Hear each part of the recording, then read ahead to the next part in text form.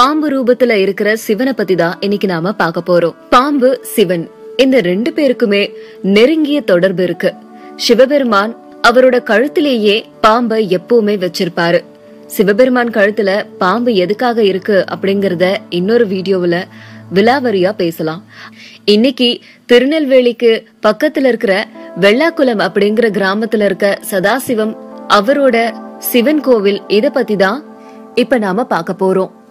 வெள்ளாக்குள கிராமத்தை சேர்ந்தவர் தான் சதாசிவம்.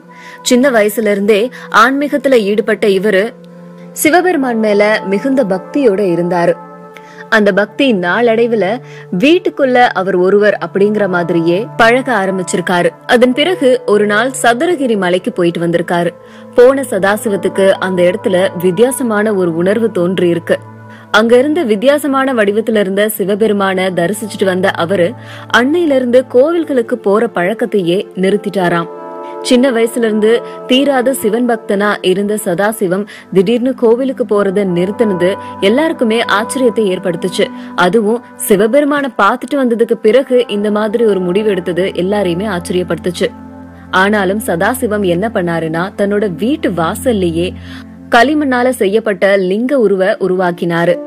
அதுக்கு வெள்ளிக்கிழமை தோறும் பூஜையும் செஞ்சுட்டு வந்தாரு.